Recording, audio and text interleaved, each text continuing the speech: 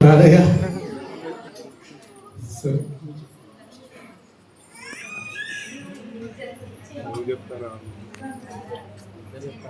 ఇద్దరు అందరికీ స్తోత్రాలు. ఆత్మీయ తల్లిదండ్రులకు నా వందనాలు.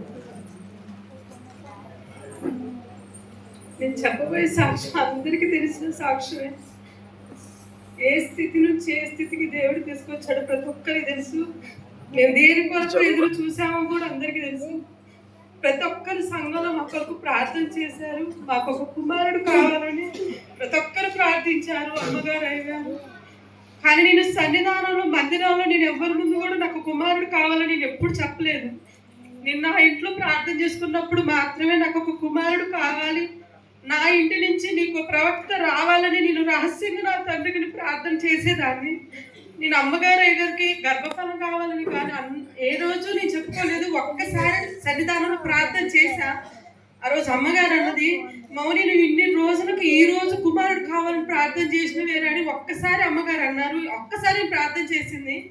నేను మా అత్తయ్య గారు చనిపోయిన తర్వాత మేము ఉపవాసం 40 రోజులు ఫాస్టింగ్స్ మేము లేము. ఆ సంవత్సరం మేమంతా హాస్పిటల్లో ఉన్నాం. 40 రోజులు అయిపోయినాయి. ఎంతో ఆసక్తితో బిడ్డలందరూ వచ్చి కూర్చురు. ఆ రోజు దేవుడు వాళ్ళతో మాట్లాడుతున్నాడు. వాళ్ళ ఆసక్తితో వచ్చి కూర్చురు. కానీ నాకైతే ఆసక్తి లేదా అలా కూర్చోడానికి, సన్నిధానానికి రావాలనే లేదు. నేను చాలా అప్సెట్లో ఉన్నా. ఆ రోజు 3 సార్లు కూడా మా ఆయన సన్నిధానాన్ని నేను తీసుకురావాలని చాలా ఆశపడ్డాడు. కానీ ఎందుకు ఎన్నిసార్లు అనిపించుకోవడం అని చెప్పి నేను వచ్చిన. ఆ రోజు అందరు ఇక్కడ తెల్లచీరలు కట్టుకొని కూర్చున్నప్పుడు మా ఆయన అన్నాడు, నువ్వు కూడా వైట్ శారీ కట్టుకొని రారదంటే, తెల్లచీర కట్టుకోగానే దేవుడు వచ్చి మాట్లాడతాడా? అవసరం లేదు, నా మనసు బాగాలేదని చెప్పి నేను వచ్చి కూర్చున్నప్పుడు ఇక్కడ చాలా మంది 40 రోజులు ఉపవాసం ముగించుకొని తెల్లచీరలు కట్టుకున్నారు.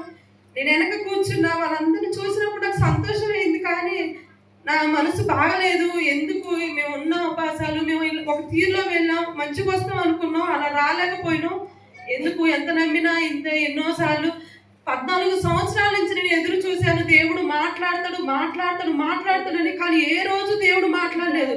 ఈ రోజు దేవుడు మాట్లాడతాడు. ఇన్ని సంవత్సరాలు నేను సిద్ధపడి ఉన్నప్పుడు మాట్లాడిన దేవుడు ఇలా మాట్లాడతాడా అని నేను అనుకోని కూడా నేను వీళ్ళందరినీ చూసి సంతోషించా. కానీ నేను కట్టుకోవాలి తెల్లచీర నేనైతే అనుకోలేదు. కానీ ఆ రోజు మేము ఎప్పుడు వచ్చినా, మా అత్తయ్య ఎప్పుడు వచ్చినా, నేను ఎప్పుడు వచ్చినా, నేను వచ్చినా అని మా అత్తయ్య చూసుకుంటుంది, మా అత్తయ్య ఆమె వచ్చిందా అని నేను చూసుకుంటా. ఆ రోజు అనుకోకుండా మా అత్తయ్య బైబిల్ నేను తీసుకొని వచ్చా. 10వ తారీఖు డిసెంబర్ 10వ తారీఖు పక్కకు చూసినప్పుడు మా అత్తయ్య లేకుంటే ఒక్కసారి దుఃఖవాగకి ఏడ్చా. ఆ ఏడుపేకు నేను ఏడుస్తూనే ఉన్నా. యేసురాజురావు గారు మాట్లాడుతూనే ఉండు, ప్రతి ఒక్క మాట నాకు తగిలొస్తుంది.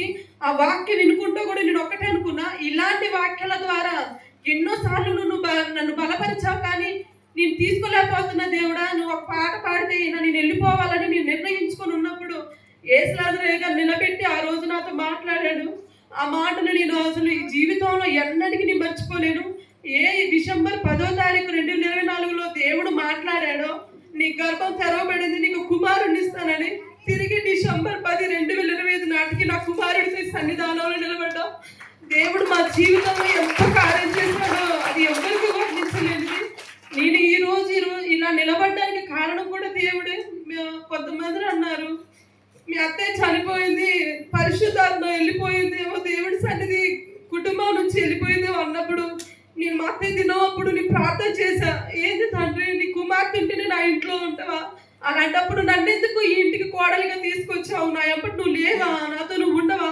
ఆ ఉంటేనే ఉంటావా అని చెప్పి నేను నా ఇంట్లోని ప్రార్థన చేస్తున్నప్పుడు యేసురాజురావు గారు ఒక్కటే మాట అన్నారు, నీ పక్కనే దేవుడు ఉండు, నువ్వు ఎక్కడికి వెళ్ళినా నీ పక్కనే ఉంటాడు, నువ్వు భయపడాల్సిన అవసరమే లేదు, నిన్ను దేవుడు చూస్తూ ఉన్నాడు, నువ్వు ఎందుకు భయపెడుతున్నావు అని దేవుడు ఆ రోజు నాతో ఎంతో మాట్లాడాడు. 14 సంవత్సరాల నుంచి ఎదురు చూసిన మాటలు ఒక్కసారిగా మాట్లాడినప్పుడు తీసుకోలేకపోయానండి. అలా దేవుడు మాట్లాడితే ఎలా ఉంటుందో అది తీసుకోవడానికి కూడా మన వల్ల కాదు. ఆయన చూపే ప్రేమను కూడా మనం తీసుకోలేము. అంత ప్రేమగా చూసుకుంటాడు. ఆయన మాట్లాడిన కానించి ఈ రోజు దాకా కూడా దేవుడు మా పట్ల ఎన్నో కార్యాలు చేస్తున్నాడు. నేను అడిగిన ప్రతిదీ నాకు దయచేస్తూనే ఉన్నాడు. ప్రతి విషయంలో మాకు తోడుగుని నడిపిస్తూనే ఉన్నాడు. ప్రతి ఒక్కరు నా కొరకు ప్రార్థించారు. సంఘంలో ప్రతి ఒక్కరికి చాలా చాలా థ్యాంక్స్ అండి.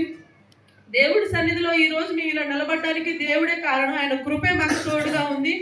ఇంకా ముందు కూడా మా జీవితంలో ఆయన కార్యాలు జరగాలి, ఆయన ఇష్టానుసారంగా మేము నడవాలని ఆశపడుతున్నాం. ఈ సన్నిధానంలో దేవుడితో పాటు నేను మరొకరికి కృతజ్ఞతలు చెప్పాలనుకుంటున్నా.